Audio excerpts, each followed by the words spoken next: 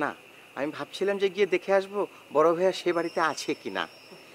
মানে আমার ধারণা সে ওই বাড়িতে রাতে থাকার ব্যবস্থাও করে ফেলেছে। কি? জি ভাবি, আর তা না হলে তো এখানে না এসে তার কোনো উপায় ছিল না, তাই না? ধরেন এখন তো যাত্রাপালাও নেই যে যাত্রাপালা গিয়ে দেখবে সারা রাত, তাই না? থাক, এত রাতে তোমার আর ওই বাড়িতে যাওয়ার দরকার নেই। তোমার বড় ভাই যেখানে ইচ্ছা সেখানে থাকো, তোমার যাওয়া লাগবে। আচ্ছা ভাবি, এমনও কি হতে পারে যে বড় ভাইয়া আপনার ভাইয়ার বাড়িতে আশ্রয় নিয়েছেন? হুম, ওইখানে গেলে ভাইজান আমারে ফোন করে জানাইতো। ও হ্যাঁ, তা অবশ্য ঠিক কথা। তোমার বড় ভাই যেখানেই যাক, তার লাটাই হইতেছে গিয়ে আমার হাতে। বাড়িতে তার আশাই লাগবে। জি জি ভাবি, আমার কিন্তু তাই মনে হয়। ভাবি, মাস্টার, তুমি যে ঘরে একলা আছো, ভয় পাইতেছো না তো?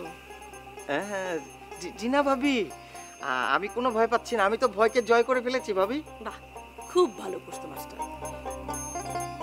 শোনো মাস্টার, পুরুষ মানুষ হইয়া দুনিয়াতে আইছো, মনে সাহস রাখবা। তুমি চাকরি বাকরির জন্য দরখাস্ত করতেছো তো? না ভাবি, এখনো তো সেরকম সুইটেবল কোনো চাকরির বিজ্ঞাপন পাইনি। মানে ধরেন যাই পাই না কেন সেগুলো একটু নিম্ন শ্রেণীর চাকরি। আমি আসলে সেরকম চাকরি করতে চাই না। আর আমি যে চাকরিগুলো করতে চাই সেক্ষেত্রে আবার প্রাইভেট চাকরিতে কিছু এক্সপিরিয়েন্সের দরকার হয় ভাবি, সেটা তো এখন আমার নেই। আর তাছাড়া আমি আসলে টিচিং প্রফেশনটাকে নিতে চাই, মানে আমি একটা কলেজে জয়েন করতে চাই ভাবি। আর সেরকম সার্কুলার এখনো পাইনি, পেলেই দরখাস্ত করব। মাস্টার, তুমি চাকরি বাকরি একটা ব্যবস্থা করো। তুমি চাকরি পাইলে আমার একটা প্ল্যান আছে। তুমি চাকরিটা পাইলে সেই প্ল্যানটা কার্যকারী হবে। কি প্ল্যান ভাবি? সেই কথা তো আমি এখন তোমারে কব না, আগে চাকরিটা পাও তারপরে। ও জি আচ্ছা। আচ্ছা, আমি ভাত দিতেছি, তুমি খাইতে আসো। জি, আপনি ভাত রেডি করেন, আমি ফ্রেশ হয়ে আসছি। তাড়াতাড়ি আসো। জি ভাবি।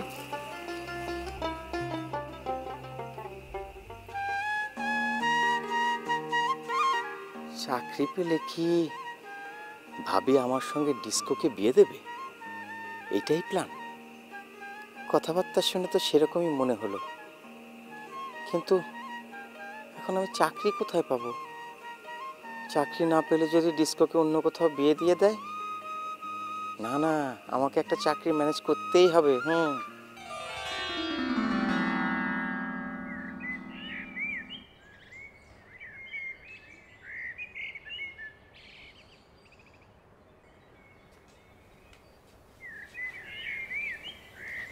এই, এখানে ঘুমাইতেছো কে? আরে তুমি এখানে ঘুমাইতেছো কে? জি জি, খালা ওই না খালা, আমি ভেতরে ছিলাম, এই তো কিছুক্ষণ আগে আসছি এখানে। তো বাইরে ঘুমাইতেছো কে? একটু প্রকৃতির মধ্যে মাঝে মাঝে শুইতে ভালো লাগে খালা। মুক্তি উঠছে? না। নাও, হাত মুখ ধুইয়া নাও। নাকি গোসল দিবা? গোসলের পানি দিমু? জি, এখন গোসল দেব না। হায় হায়, কি কইতেছো? সরি খালা, আমি ভুল কথা কয়ে ফেলাইছি। আমি হাত মুখ দিয়ে গোসল করে ফেলাইতেছি। অহন হাত মুখ ধুয়ে নাও, বউ উঠলে এক লগে গোসল দিও। ঠিক আছে। অহন ক, সকালে কি খাইবা? রুটি না পরোটা? না না খালা, রুটি পরোটার ভেজাল করেন না আপনি। আলু ভর্তা আর হচ্ছে ভাত, এর ঝামেলা কম। আরে কি কও, খালি আলু ভর্তা ভাত দিলে চলবো? তোমরা আমার মেহমান, তোমাগো আলু ভর্তা ভাত দিয়ে খাওয়ালে চলবো? আরে মেহমানের চোখে দেখতেছেন কেন? মতিন রে যেই চোখে দেখেন ওই চোখে দেখেন না, তাইলে তো হয়ে যায় খালা। আরে তোমার বউ তো তা না, তারে তো সমাদর করতে হইব। হ্যাঁ, যাও যাও, হাত মুখ ধুই নাও, যাও।